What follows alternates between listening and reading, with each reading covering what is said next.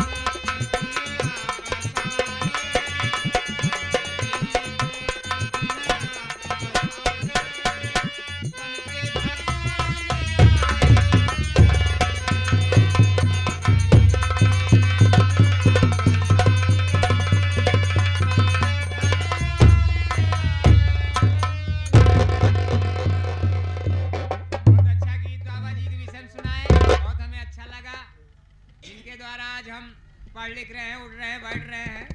उन्हीं की देन है कि आज हाँ, इस पोजीशन पर यहाँ हम लोग इकट्ठा हुए हैं। ये बात सही है, मगर ड्यूटी के समय हो रहा है। जी हाँ, अब चलना चाहिए हाँ ड्यूटी। हाँ और ड्यूटी के साथ साथ चलेंगे साहब से, बड़े इंचार्ज साहब से हाँ। छुट्टी लेंगे यार। दीपावली का दिन हाँ। अगर छुट्टी मिल जाती है बड़ी अच्छी तो बात चल है। के होली का, दीपावली का त्योहार भी मन जाएगा हाँ। और घर की खबर मिल जाएगी। ये बात, कितना समय बचा ही है? हाँ। ज्यादा ज्यादा 6 दिन बचे ही है। आ जाओ, जा जाओ, 5 दिन बचा है। जल्दी चलो, जल्दी चलो। हाँ, चलो। हाँ, चलो, चलो।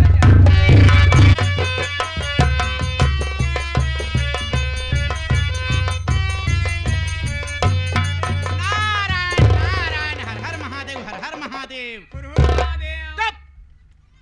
का बिटवा नहीं रहू, हाँ, कैसन बड़ा खुशी होई कुछड़त है लाल। खुशी है कुछ ना? ई बतावा बिटवा, हाँ, हम तो घरे आइए, हाँ। लेकिन हमार पतोहिया रणवा अबे का करत है नहीं दिखात बा। अरे पतोहिया तोहरे खाती बढ़िया दानेदार हलवा बना रही है। का कहे?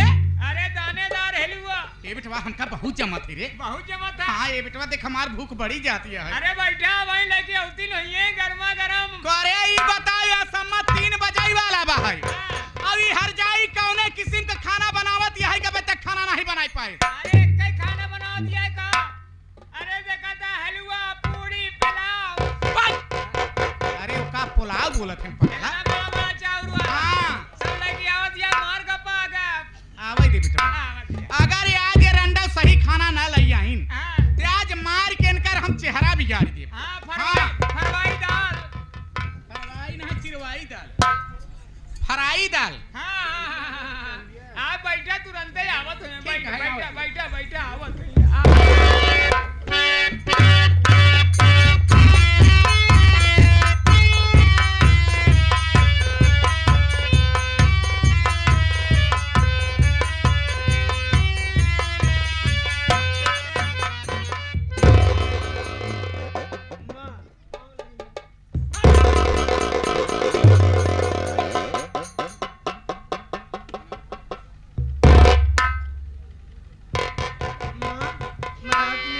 खाना बना के लाई हूँ माँ। खाना बना के लाई हूँ माँ। बैठ हरामजादी। अरे ई खाना समय है, खाना लई आए करणवा। माँ काहे इतना नाराज होता हूँ माँ? आखिर बात क्या है माँ? का कहे? ये हरामजादी समय कितना होती है तो भाई खाना बनाए के लावत है। माँ घर में इतना काम है माँ, मैं जब छुट्टी पाई माँ खाना बना के तब लेके आई हूँ माँ।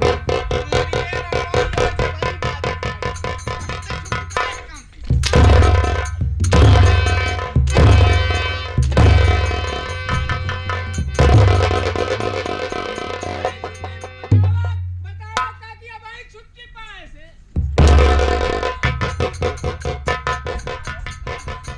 साहब कह गई है पर लात न पड़े जा। अन्य आते अन्य।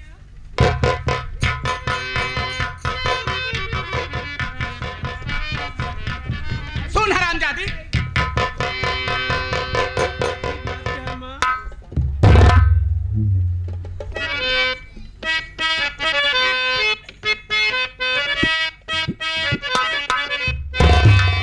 अरे समय से नरंडी तू चूल्हा जलाई।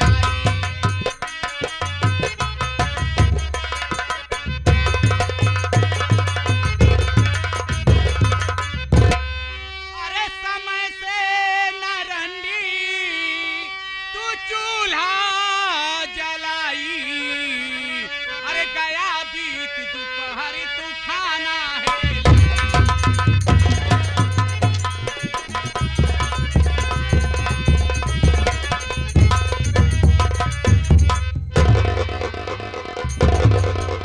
अरे गई ऊब तेरे हे चरित्र से अब मैं। अरे गई ऊब तेरे हे चरित्र से अब मैं। अरे तुझे आज दूंगी जहां से मिलाई।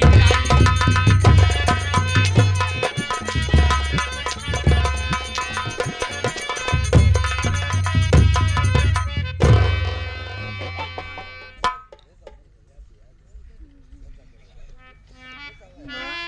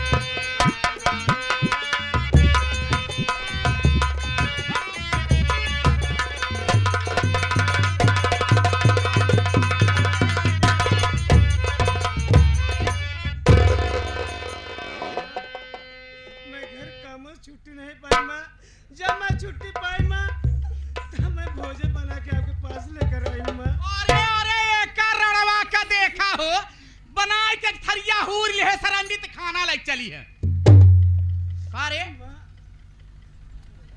इतना मत सताओ माँ, इतना क्यों मारते हो माँ? आखिर बात क्या है माँ? फिर अरवा तई बात जानना चाहता है तो सुन हमार बात।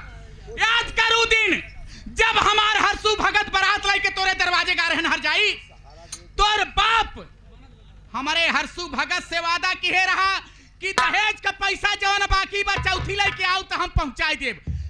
तोरे दू ठे लड़का हो गन, ना तो दहेज का पैसा आई ना तो तोर बाप दहशरग नाती अपन शकल दिखावैया। अगर तई अपन जिंदगी चाहत हो तो निकल जो हमारे घरे से, जाए के अपने बाप से दहेज का पैसा जल्दी ले जाए के हमारे आगे हाथ।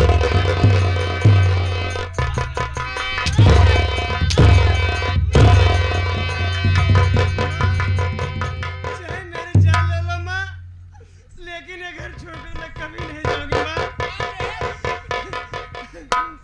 मेरे पिताजी माँ, मेरे 2 बच्चे हैं और तीसरा बच्चा मेरे कोख में पल रहा है माँ। अरे अरे मारी माई रे, बतावा ये करंडी का जीवा बाई नहीं भरा कोहो दूठे हो आए के तो ऐसा ही हमारा जीए के बाई लगाए है तब से तीसरा काफी एटीएम लाई के घूमती है बड़ा सुंदर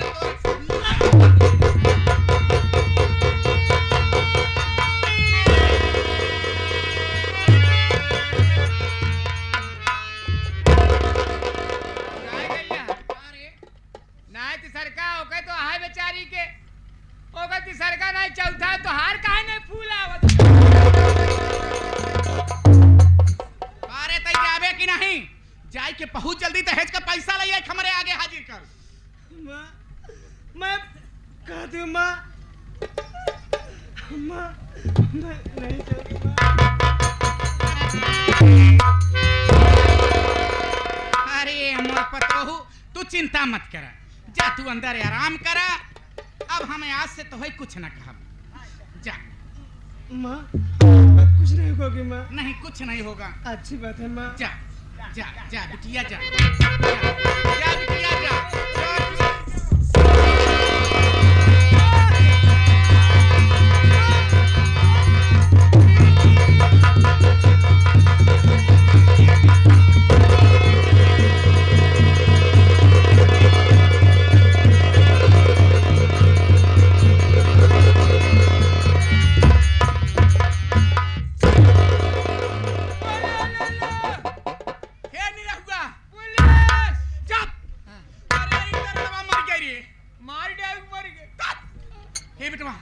बहुत जल्दी रस्सी ले आओ, रस्सी बहुत जल्दी ले जाओ।